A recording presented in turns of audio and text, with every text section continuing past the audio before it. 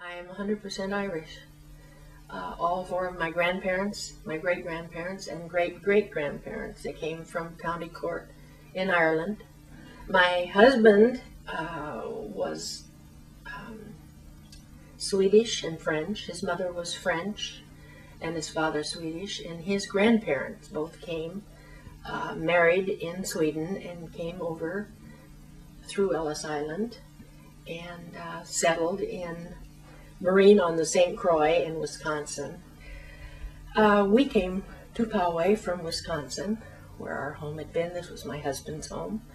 I was born and raised in Iowa, right in the breadbasket of the United States, and met and married him, and we lived in Wisconsin for 10 years and had our children there.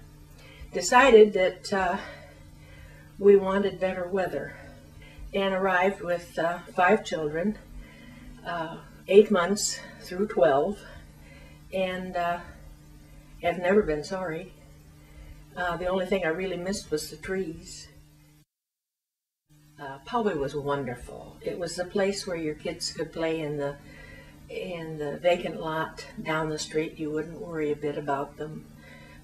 They could ride horses down to the grocery store or to the mini mart, which was a 7-Eleven in those days.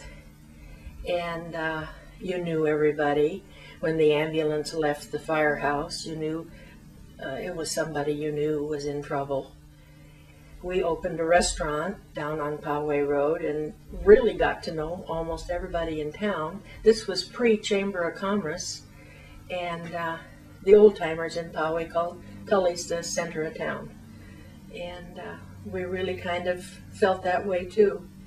Felt kin to most people here.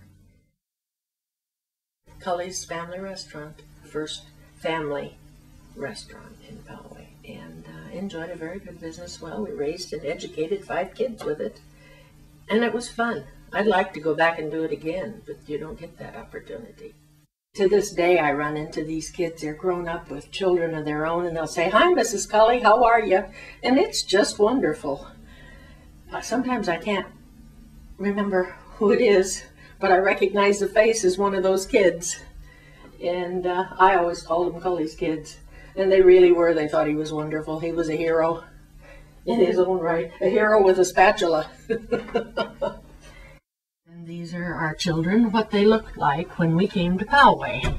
This is one of the reasons Poway was so important, to have a safe and good place to raise these kids. Now there they are, grown up. That's my 4 daughters. And there's a picture of my son with his wife. That's Craig and Paula. Yes, I lost him in '91. I've missed him, you know, and they're your best friend too. Well, they're your life, you know, the other half of you. And my problem was he was the best half of me. I have a friend that said, "Gosh, if I knew I was going to live as long as this, I wouldn't have been so free with my money." But you don't worry much about what to do with your money when you're my age. So affordable housing is wonderful. My health costs are horrendous. I practically have a drugstore in my bathroom, and buying those pills is a very expensive, you know. I don't have to worry and say, shall I buy the pills or shall I buy food? I don't have to do that. And if I had to pay the going rate for my apartment, that would be, there wouldn't be much of a question. I wouldn't have much left to worry about. It means the difference between living comfortably and with dignity and not.